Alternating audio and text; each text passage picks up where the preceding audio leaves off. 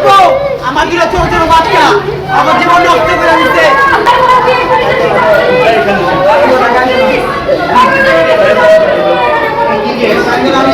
প্রিয় ভিউয়ার্স, এতক্ষণ আপনারা যে ছেলেটিকে দেখলেন সে ঢাকার কেরানীগঞ্জে 3 বছর আগে এক কিশোরীকে সংঘবদ্ধভাবে বুক করেছিল।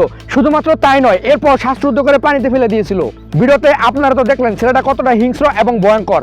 পুলিশের সামনে যে এমন আচরণ করতে পারে একবার কল্পনা করুন তার কলিজাটা কত বড় হতে পারে। ঢাকার নারী ও শিশু নির্যাতন দমন ট্রাইব্যুনাল 4-এর বিচারপতি মুন্সি মোহাম্মদ মশিউর রহমান এই ছেলেটি সহ 3 জনকে মৃত্যুদণ্ড দিয়েছে।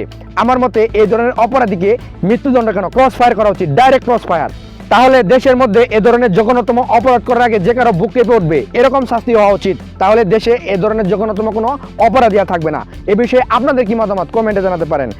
আর ভিডিওটি বেশি বেশি করে শেয়ার করে সবাইকে দেখার সুযোগ করে দিবেন। তো দেখা হবে নতুন কোনো ভিডিওতে। সে পর্যন্ত সবাই ভালো থাকবেন, সুস্থ থাকবেন। ধন্যবাদ সবাইকে।